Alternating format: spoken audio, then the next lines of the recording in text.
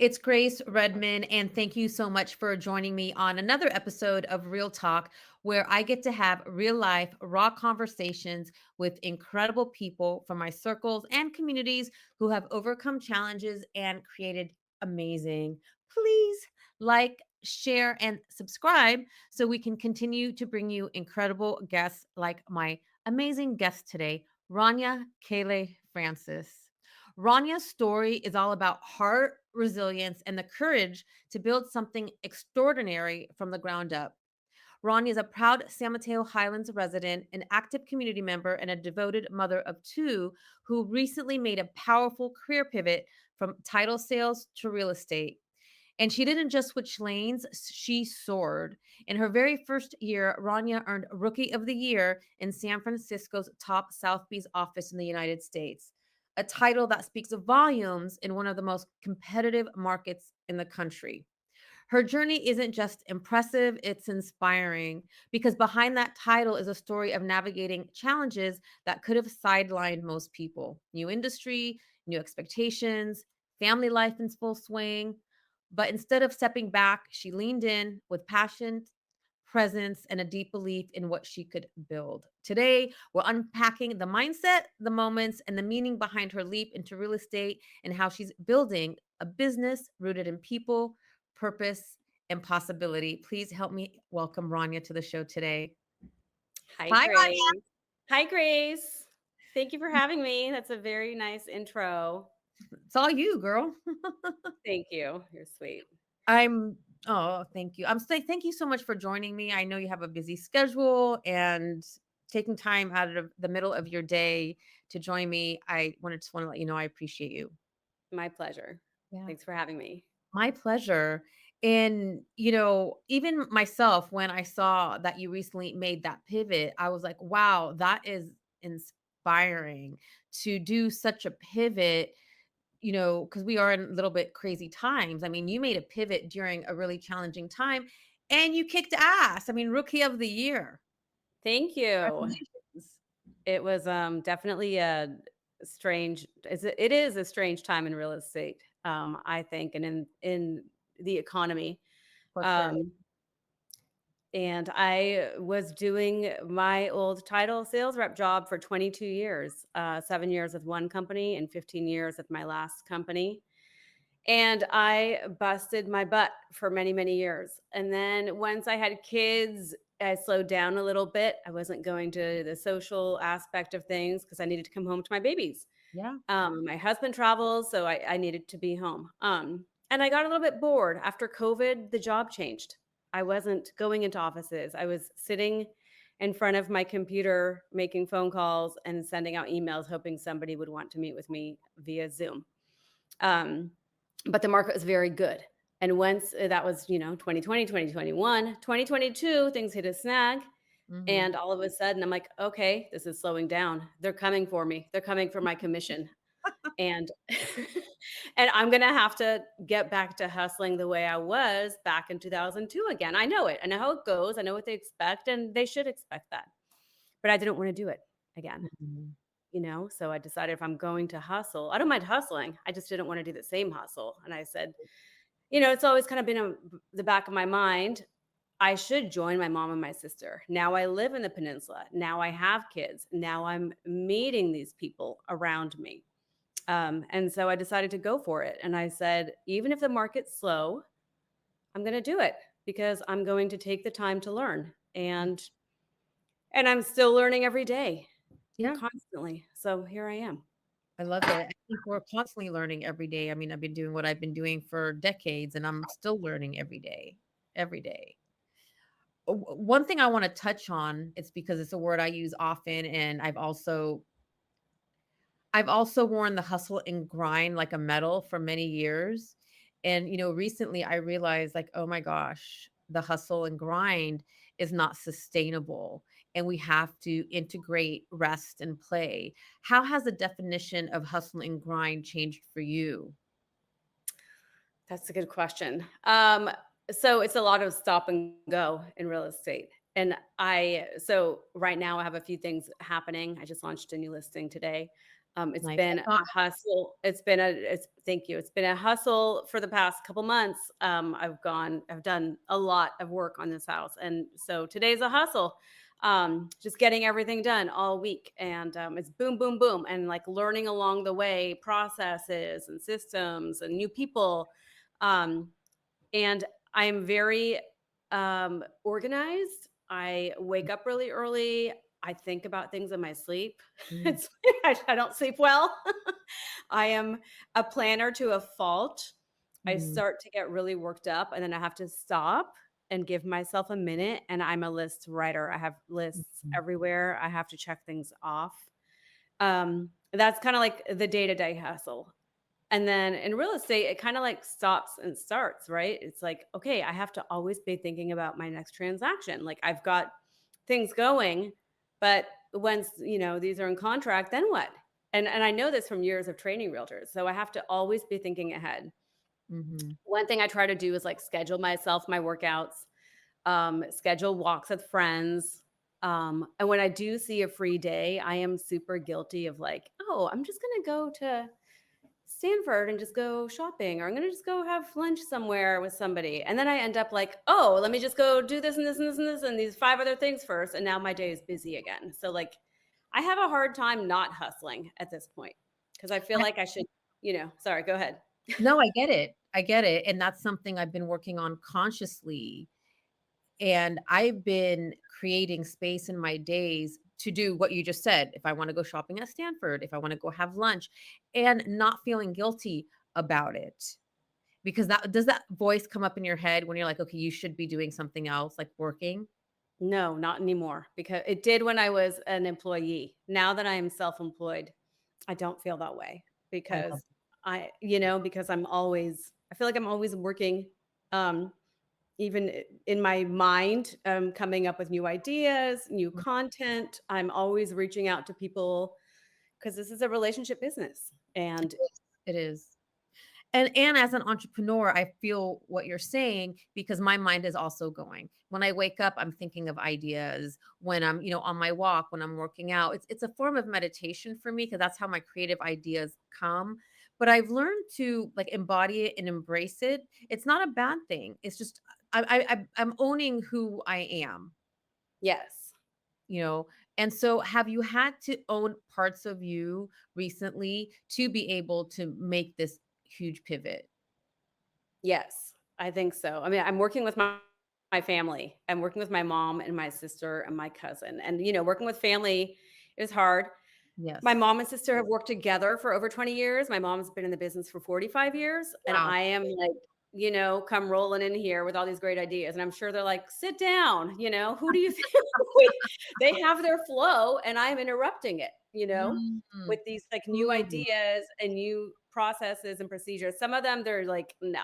And then some things are like, yeah, let's do it. And so we've implemented new processes. I am more streamlined and organized. Some things they adapt to, some things that I just do on my own, Mhm.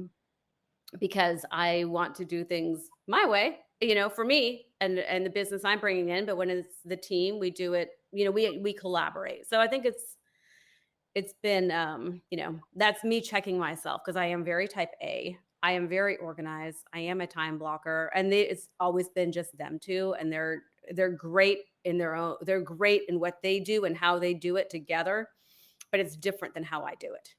So that's where I have to check myself. Well, and when you say check yourself in what way? Um, just am like, they don't want to do your idea. they're not they're not into this, and I can't think of a specific example right now. It's And okay. and sometimes we just have to like loop back to it. Or I'm also just drop my kids off and I'm sitting down in front of my computer at 8:30 and I'm like shooting off emails and I'm like go go go go go go. And and they're not yet because that's like the perk to being a realtor. You don't have to do that. Right. But I'm just trained to do that. And I also feel like I have like a deadline with like what by the time I pick up my kids. Yeah.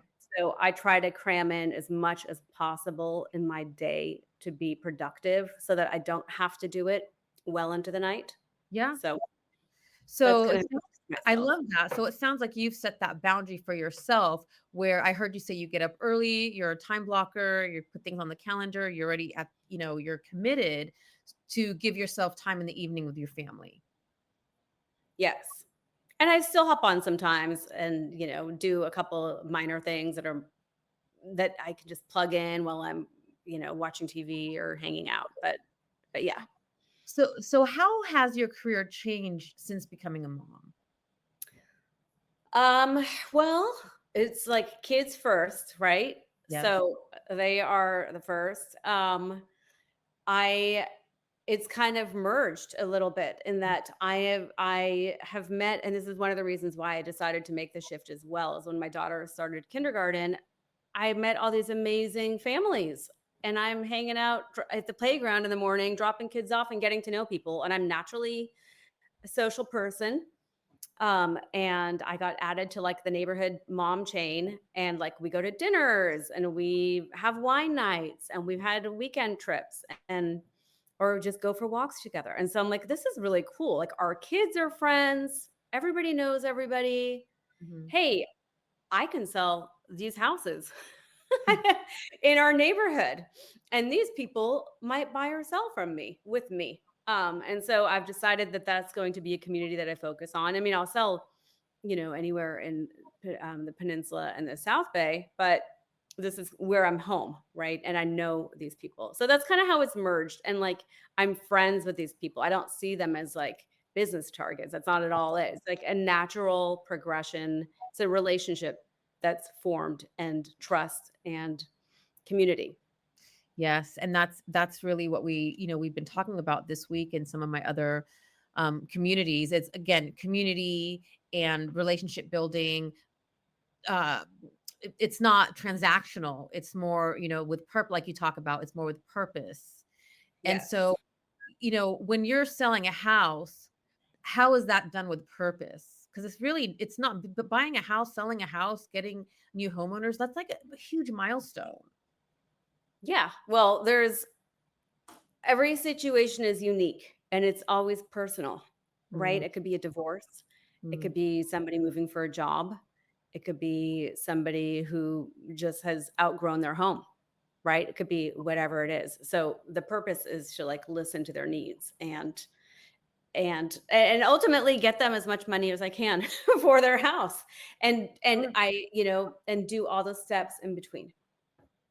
So from, you know, What's all the preparing, steps in between? vendor management consulting, telling them what we think the price, should be for their home, managing vendors for them, telling them what upgrades need to be done, coordinating staging, marketing, getting it on the market, getting exposure, and getting it to contract, and then facilitating a smooth escrow. I mean, it's a marathon, Yeah, it's a lot of and moving pieces. it's a A lot of and big pieces. and so how do you stay grounded and sane with so many moving pieces? And, like we talked about earlier, we are definitely in an interesting, market, in an interesting economic situation, interesting times. How do you stay grounded? That's a good question. I feel like it's go, go, go all the time. I think once my kids are home, is where it feels like the grounding Mm, happens. It's like that's like what I know is sure every day. mm, Everything is uncertain. Your day can change from a text message or a phone call or an email like that. But every day I know my kids are going to be home at 5 o'clock. Might not mm. be easy with them. They're Oh, challenged. That's a whole different challenge. But that's that's like the safe place, I will say. the certainty. Yes.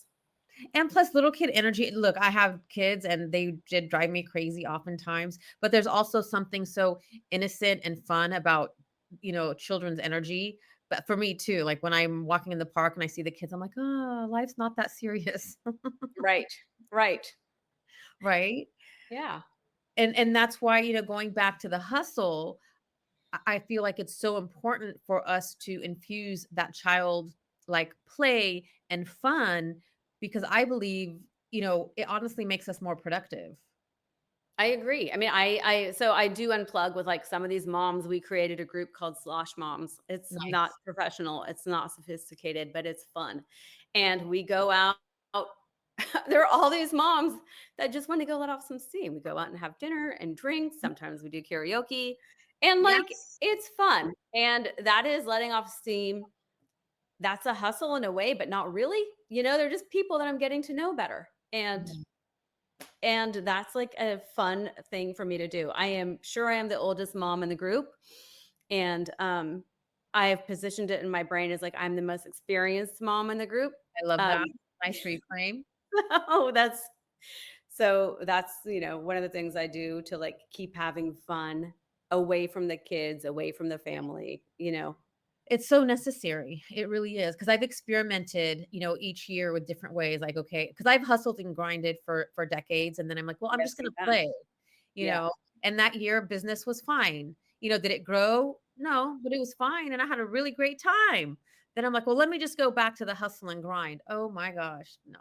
We need both, We and need so both. yeah, we do, and at the end of the day, it's really an energy game as well. Like there's something, energetic. And also I learned behind my hustle, there was a belief.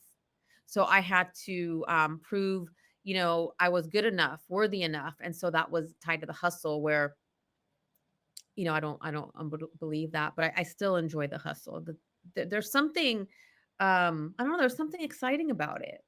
Yeah, because we're winning. You like winning. You like Yeah. getting the deal. And Mhm. in real estate, you're getting the deal over somebody else, and it's a competition. It's competitiveness. With And yourself. with yourself and with other people. If you're not going to have it, somebody else is, because this person is interested in buying or selling. You know that they are going to do this move, whatever it is, and you want it to be with you. Yeah. And so that's the competitiveness of it. So Also, how, because there's, the market's saturated with, so many, agents and, so many staffing from so many coaches. What do you do to stand out from the rest? I will tell you that for as my role as a title rep, my job, how I positioned myself was to be. I was different than my competitors in that business, in that I was educating realtors, and for years I drilled into them, you have to be consistent with whatever you do. So I Yeah. have been consistent since the day I started. I also was very successful at my past job because I was super, super responsive. Um, so if you text me, I'm going to text back very quickly. You're not going to hear back from me tomorrow. You're going to, unless I'm in like a meeting or, spending quality time with, my kids or somebody, then you're going to hear back from me within minutes, most likely. Um, and, sometimes I do have to, like, make myself unplug from my phone. So I'm very responsive, I am super disciplined, and I'm very consistent. So that's what makes me stand out, is, like, you can always count on me Hmm. regardless. And I also want to be the best, and I want to do the best, and I want you to that and that means many other things. I want your home to look the best, and I want to market it the best, and I want the best brochures, and I want the best spread at your twilight tour, and I want the best, the best, the best, because I'm super high maintenance. And Is that high maintenance? Number one, is that high maintenance? And number two, what's wrong with wanting to be the best? no, it's high touch, and that's what we're offering, I think, and it's like, that doesn't mean only high-end listings. That could mean your $500,000 condo. It doesn't matter. It's just high touch, because every property is important to the person that owns it or is going to buy it, right? So, and I just want to do the best job I can do for people. And again, like, where does that come from? Like wanting to be the best. Well, probably my mom. She is a top producer. She's super competitive. I mean, she's gets pissed if she doesn't get a listing. So, and then just I am a driven person. I always have been. I mean, even when I was in high school, I had a job that most kids in high school don't have. I was a consultant at Jenny Craig. Like, who does that when they're Oh my God, I 16 years remember old? that.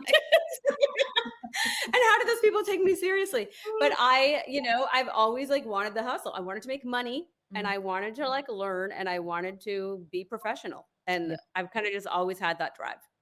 Yeah, no, I love that. One for me, it was I wanted to make money to be independent so I wouldn't have to depend on anyone else. That was, more my drive because I wanted my freedom and my autonomy. And it was, the best thing that I could ever have done for myself. And, like Yes, you said, I with it agree. comes, you learn how to be organized, which that kind of melds into your personal life. Like you said, you're very organized with your family, with your business. And so initially, would you say it was you started to be organized and driven as a way of survival, or was it just what you knew? I think it was survival. I mean, I feel like I learned a lot of that in college. Just like, okay, this is, it's not, it's college now. And no one's going to remind you to do anything. You have to do it yourself.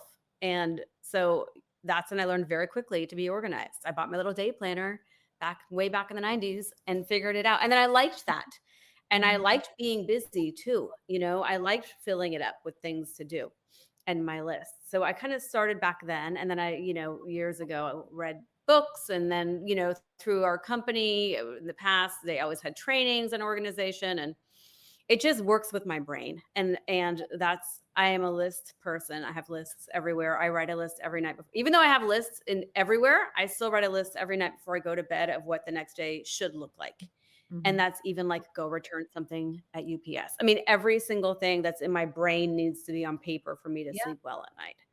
No, So, but that for high because I study high performers and, the principles, and one of the, things that high performers do is they calendar and they make lists. So that's, definitely one of the reasons you've been successful is kind of here's what, setting the day, setting the tone for the day. Having the 2 young kids and they're watching you. What do you hope they learn from you watching you, build your career? um, that's a good question. I think how to talk to people, Mhm. how to communicate, how to make friends, because I am making friends along the way. It's not, I don't see people as only clients, they are friends that I'm Totally. helping. Um, And I think organization, I would like if they're organized, I'd love if they clean their rooms, but, I Good luck. yeah, not gonna happen. Yeah, sorry. I mean, they're very young, so if they can walk away with, like, building relationships and, and learning to communicate with people, then for now, I will take that. Yes, yes, they're gonna learn so much more. You're amazing. Yes, they will. Yeah. So, I mean, I was just really inspired by the fact that you walked away with Rookie of the Year last year, because again, it was not an easy market, and you just slayed it. What were some of the challenges that you faced, and how did you overcome them to have such an incredible year? Thank you. Well, I know a lot about real estate marketing, and I know how things work. I knew everything about how my old company worked. My biggest challenge, and it still is today, is like learning how things work at my new company at Sotheby's and like what the procedures are and what the processes are. And I am sure, I'm very apologetic. Like, I don't know if I'm sending this to the right person. Am I doing the right thing? And that's still like, that's a learning curve. The more I do something, then it will finally be ingrained. But every situation is different. So to me, that's been a challenge. I never posted as much as I do now on social media. So that was really hard for me to do. It was like, and it still is. I'm like, oh God, this is cheesy, but I'm gonna do it.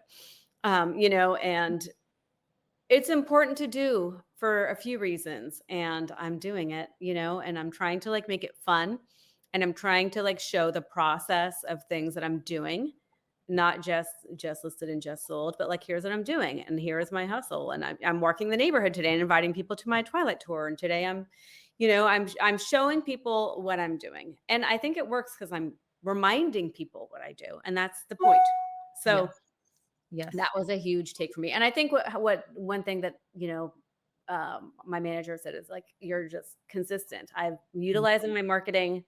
I am consistent every month with my marketing, outside of social media, but my postcards and ads, and I am consistent. and you have to be. And so I think that kind of all has like rolled into the momentum, and it will continue to build, I think. Yes. Oh, absolutely. So I did see, you did a post on door knocking, I think yesterday, and you like, was that the post, like, you're going knocking in the neighborhood? Yes. So I launched a listing today. I order postcards. Everything seems this is a challenge for me as a type A person. Is like once you get your photos done, then you get them delivered, then it's like a, a sprint because then you order your postcards, then you get them. They were delivered at my door, and an hour later, I was door knocking the neighborhood, inviting them to my Twilight tour for tomorrow. And So you're doing things that other people don't do. I really don't see other people door knocking. I know a couple of people, but in, the industry, most people don't door knock anymore. So when I saw that yesterday, I was like, that's what it takes. people were surprised that like Yeah. I was the realtor, like, hey, okay. I'm like, please come. I'm gonna have some snacks and some wine and come hang out with me. Yeah, and that's what it takes because you're doing things that other people won't do. I wanna go back to social media because, I mean, again, being in business for a long time, I know that, a presence on social media is necessary. Do you think that just can you grow your business just through social media? I mean, I don't know if I can like pull strangers. I shouldn't say that. Like I haven't done enough of that to like go viral. This is a challenge. I do have a real estate coach and she is pushing me hard to start doing videos where I'm speaking and talking. And that's like the thing. Everybody does that. And I'm not comfortable doing that. But I think I've committed to doing it for this next listing that I have now. We'll see. I'm not committing. So we'll see. So I don't know. But to me, the social media is like, I do want to grow my following. I Yes. want to be seen as the expert. I want to be reminded. I think for me, reach amongst people that I know and in my community and by referrals is probably kind of the old faithful way of doing things.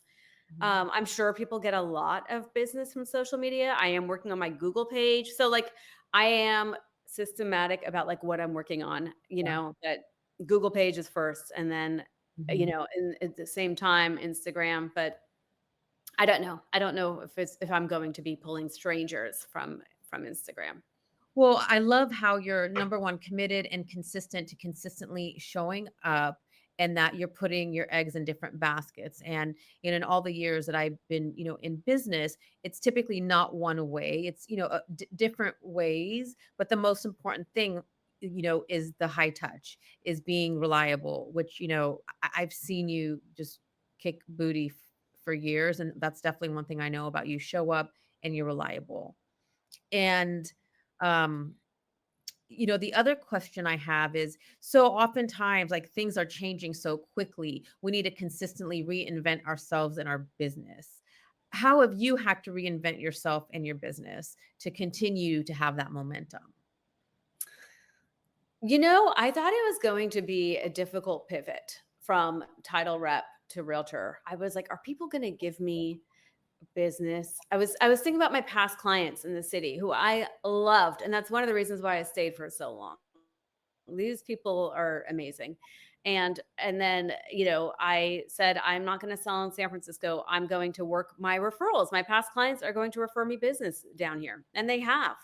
Um and I was kind of nervous about like they're going to think of me as a new agent. So like I sold myself, and it's true. It's like I am not new. I know Yeah. this business. But I also have my mom and my sister who are not going to let me fall flat on my face. They are going to make sure that like your referrals are also protected as well. So anything I don't know, I can go to them for. So that was like the biggest challenge for me was getting past the hurdle of like I'm new. Nobody has asked me how long I've been doing it. Nobody has asked how many homes I've sold, and so, but like I'm feeling experienced, people are coming to me. And I do have the experience of over 20 years. I mean, worked, part of my job as a title rep was being a problem solver on difficult transactions when things had come up. So I already in my head have like an arsenal of, of ways to solve problems, Mm. Well, solutions. that's your, the experience that you're bringing to the table. And like when you did the real estate, I said, wow, that was a great, pivot because it's really the same industry. So you're bringing that 22 years with you and all of that experience and the wisdom. Yes, exactly. And do you ever have imposter syndrome? No, I don't think so. I feel like this feels really natural to me. I love that. Um, I love that. yeah. I love that because there's been a little bit of a controversy around imposter syndrome because I asked that question and I had one of someone say, there really isn't imposter syndrome when you know your stuff and you're prepared and you're confident. And I was like, I really like that. And so, that's why I wanted to ask. And you're natural, you know your stuff. So that doesn't really come up. So I love how you just leaned into that. Yes. Are there times that you have doubt? Yes, I think it's the fear of, it's almost like FOMO, and I had this when I was a rep, and I think this is what keeps me successful and keeps me hustling, and it's like, "What's next?" So that's where this is a great transaction, but it's always like you're only as good as your last sale. Mhm. Whatever sales you do, whatever sales you're in, whatever product you're only as good as your last sale. So you always have to line up the next. So there's always that fear of like, okay, I know I have a little pipeline, but then what? Now I'm looking at September. What am I going to do from September to December? I can't take that 4 months off. So I have to have faith that it's Yes. going to pay off, but I also like can't rely on faith, right? Like I have to get out there and network and keep doing. Totally. So I'm going to speak on this. We were trained in the very same, at the same time because I was told you're only as good as your last sale. I was told, there's a sense of urgency. If someone reaches out, you get back to them literally within the hour. So I've had to set boundaries on some of that stuff. And Yes. so, that I definitely practice, the art of manifestation. And so I've practiced, setting back, having faith. And yes, when we have faith, it always comes through. However, I cannot sit on my booty and wait for it to come knocking on the door. There's also action that we need to take. So it takes both. And that's what you just said, consistently taking the action and having faith. It's not going to Right. come knocking, but we need to take those steps. Yes, you have to have What faith that your happened? work is going to pay off. Oh, sorry. Right, and faith in yourself and your capabilities. Yeah, absolutely. So, but what do you do when that fear comes up? Because I've been in sales for 20 something years. We have the cycles and for my business, we're in a cycle right now. When you're in a cycle and it feels scary, what do you do? I just schedule myself to be networking more. I mean, I just get out there and network and meet more people because that's being in front of people reminds them of who you are. That's Yeah. really all I can do. That's how I feel right now. That's all I can do. Like I haven't had many down cycles yet. I mean, I'm happy with my progress and I will continue to go up, but I haven't had many of those down cycles because I feel like I've been consistent and I have leads and some go away, but Mhm. that's to be expected, some of Right. them just It's things part of happen. business. Yeah, exactly. It's part of the business cycle. What's your favorite part of being an entrepreneur, having your own business now? Um that I can be creative, I can try my marketing ideas, I can be creative and do things that I want to do. I do like marketing. I love marketing. I'm a nerd and, that I can set my own schedule. And really that I can set my own schedule as well. I mean, I am working a lot, but I love that I could just go for a walk in the middle of the day or go, have a lunch or whatever that is. Mhm. I know. I'm with you too. If you could go back to, your younger self when you first started this journey, what would you share with her? I would say that don't wait because I tend to wait to do. I tend to be loyal to a fault. So I Oh was at my god. I was at I Yeah. I was at my both of the last title companies for too long. And, don't wait. Like when you are uncomfortable and are not enjoying it anymore, just move on. Um, that's my advice. It's like don't wait to do what you want to do. Get to the next step, even if you're just trying something new. Just do it. And what's your, perspective on failure? Um, that's a hard question. You're going to fail at some point. You're going to fail at something at some point. Um, do everything to protect yourself, get your bubble wrap on, and be prepared. Uh, be prepared as you can be, do the best you can be, and hope for the best, you know? What was one of your failures that actually ended up turning out to be a blessing in disguise? That's a oh gosh, Grace, that's a that's a hard question. I think when I was at a company many years ago, I was the sales manager and I was very young. I was not a great sales manager. And this was 2008, 2009. And they kept chipping away. And I was like, just take this job. I'm done. I don't want to do this job anymore. And I felt like a failure because the managers didn't like me. They were all much older than me. And I was just this like, young thing who thought I knew my shit. And I did, but they didn't like it because I was young and like they wanted somebody older in that position. So I gave them back their job. I said, you can have this job back. And so I felt like a failure and I was unemployed for a couple months and then I got recruited for like the last company, which is very, very good to me. So like, that was kind of the success. And I went and worked for a bigger company and became top 2% in the company nationwide and like made great money and great friends. And I was there for 15 years. So I'm grateful to them and, that company and my coworkers. It's been amazing, witnessing your journey over the last 15 years. It Thank really you. has. I love it. And we have a lot in common. And I love when you said I'm loyal to a fault. I'm like, oh my gosh, you're totally mirroring me right now. I Yeah, love it. I know. It's hard, right? So how do you take care of yourself? Because, self-care is so important. You cannot listen, hustle and grind is not sustainable. So you've been doing something to help sustain you. Yes. What is that? I mean, I like to self-care.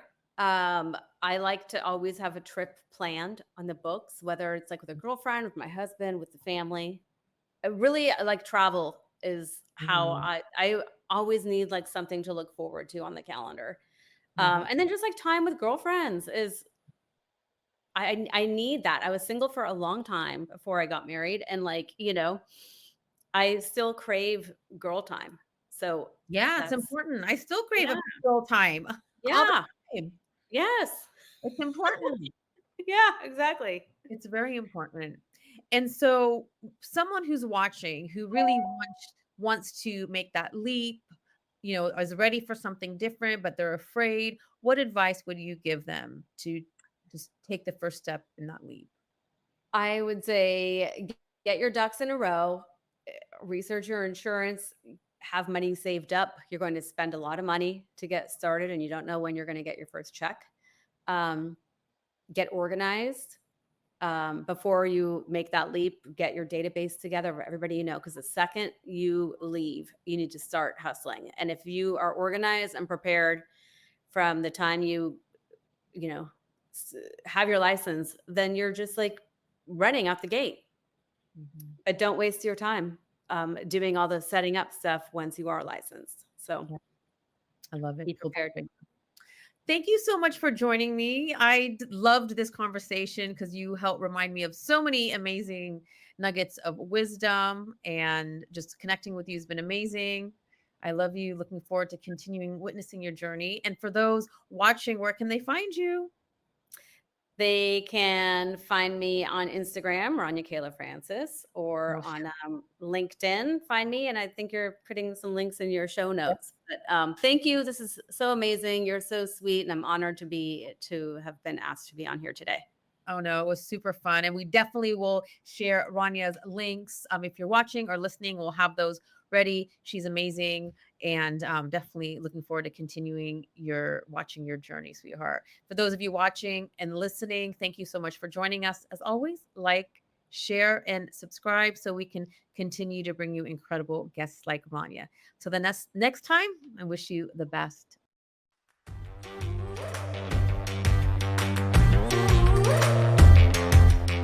Hey, love, thank you so much for listening today. I am so grateful for you. I'd like to show you my appreciation by gifting you a free forgiveness self-hypnosis audio download. Part of living the fun and fabulous life is practicing forgiveness. Forgiveness can be such a long and challenging process. My intention is that this forgiveness audio will help you in practicing forgiveness, especially with yourself. Grab it by visiting daretoachieve.com/forgiveness. For more inspiring tips, make sure to connect with me on social media. Drop me a line on Facebook or Instagram at Grace Redman Dare to Achieve. Until next time, keep moving forward towards living your fabulous life.